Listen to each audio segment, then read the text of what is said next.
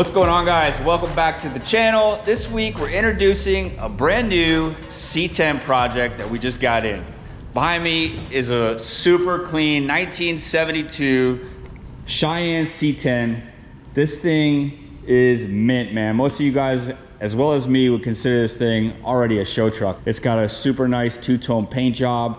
It's got all the proper trim. Under the engine compartment is a very clean, factory-looking engine compartment. It's got the Chevy small block 350 with some goodies on it, man. I believe he's got a cam already done to it, some heads, Edelbrock intake, upgraded carburetor, master cylinder, brake booster, aluminum radiator.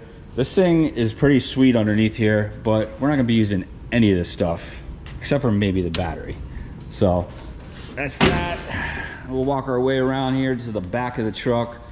Somebody has already done a really nice wood bed floor in it. Nice stained and polyurethane wood, as well as our chrome trim. This thing looks really great. And then you're gonna come around to the interior, which is also very OG factory looking. Somebody's already done a nice bench cover on it. New steering wheel. He's got AC in it. He's even got tunes. He's got an upgraded digital gauge cluster.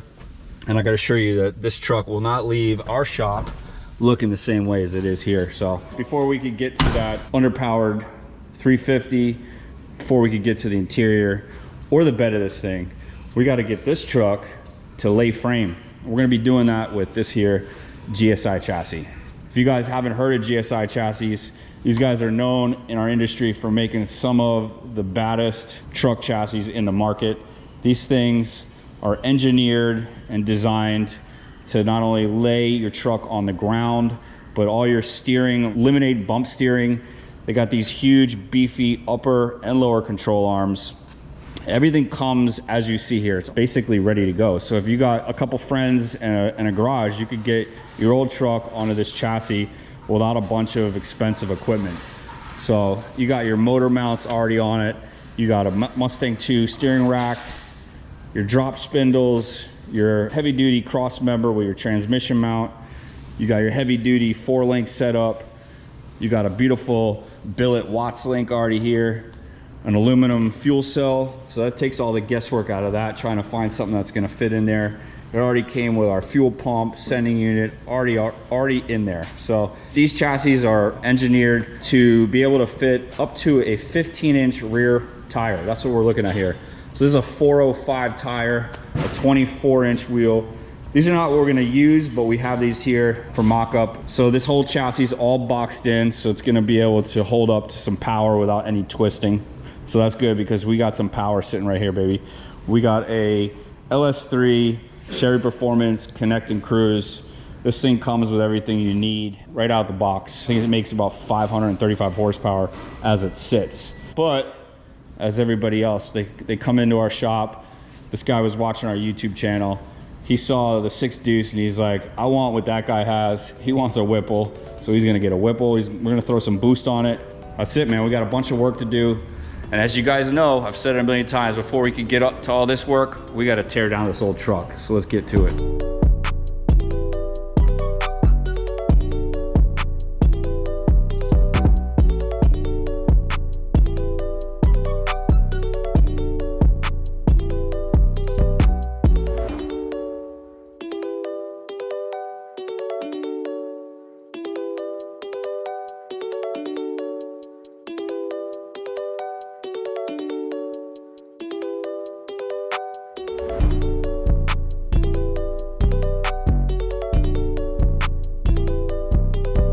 Boys got everything off the cab. The cab is free. It's still pretty heavy, man. I was thinking maybe we get these doors off and we'd be able to lift this thing up and get it off the chassis, but I don't see that happening.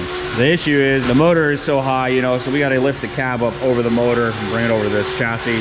Right now we're still missing our rear end, so we're not able to get this thing as a full roller. We are able to get the front spindles and hubs on and get some temporary wheels on the front side.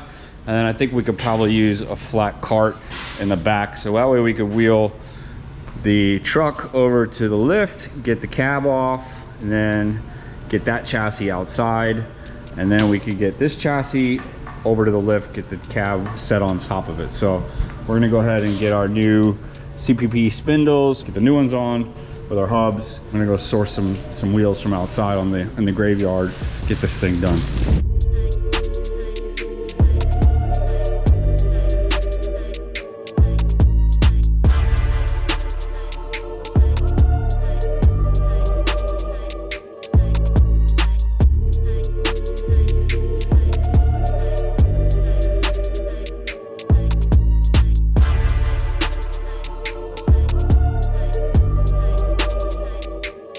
All right, we got our cab mounted onto our GSI chassis. The boys have made some easy work of it. So just a couple things that we're noticing here now that we're starting to get into it. We do have some holes in our floors. Someone just stuck some seam sealer in those holes and called it a day. We also have a huge hole, which somebody filled with great stuff in here, but that did not work. So you see here, inside of our cab, there's a big hole here. So we ended up having to take out our AC blower. We're just gonna go ahead and remove all the wiring, everything out of this cab. So we have to do a huge repair here in our cowl. So we're probably gonna have to cut a big axis here on this outside panel so we can get inside of there and fix that. We're also gonna go ahead and smooth out our firewall. So we got everything pretty much taken out of our firewall. And we're gonna be cutting a big axis here for our transmission tunnel. I went ahead onto Auto Metal Direct website and ordered a full floor pan for this truck. We're not gonna be using the middle section, but when you go ahead and replace your floor pans, you know, you have all your mounting points for your cab, for your bench seats, your seat belts, all that stuff. So we're just gonna go ahead and replace it with factory direct metal. So we made some easy work of getting our cab mounted onto our chassis, but you know, there's always some unexpected things. Right now we're still waiting for our rear end, but this is as low as this truck's going to be sitting, so it's sitting on the pinch welds on the bottoms. Low and not slow.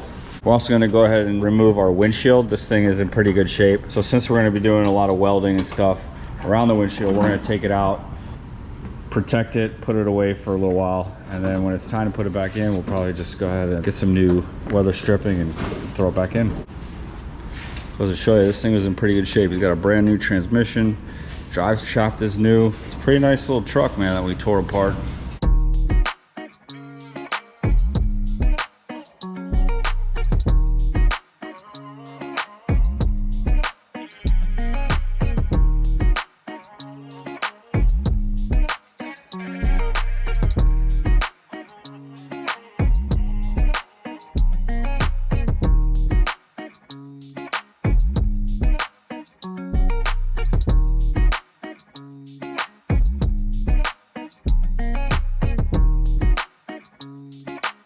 My boy Romeo took the tedious task of getting this cowl off.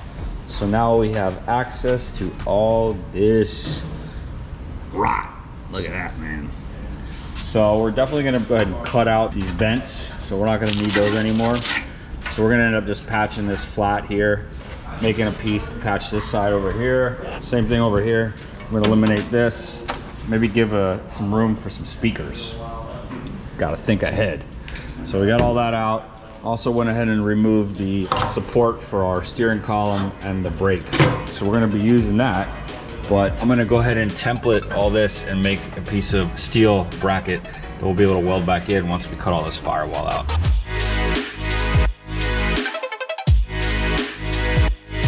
Now that we got some of our heavy areas all cut out where we're not gonna be using that vent, now we're gonna start prepping the whole inner cowl. We want to make sure that we're getting past any of the areas that have a lot of rust. So we're not going to go and take this whole inner cowl out because it's a crazy amount of work. And in my opinion, I think if we could get to the areas that are bad, like this corner and that corner on the passenger side, we should be all right. We'll also treat all this other stuff that we're not going to be removing with some of that Eastwood rust preventer. It's going to get coated inside and outside. So keep this truck on the road for a long time. So at this point, we're going to just go ahead and start prepping this, getting to the point where we don't have any more rust holes. So this black line we just drew here, you know, this all seems to be pretty good. You know, you think the water kind of is going to come down this way, and it might sit in this area right here, and that's gonna be where you're gonna rust out. So this section up here is still pretty good. So we'll leave that and get all this stuff prepped, and we'll get some patches made.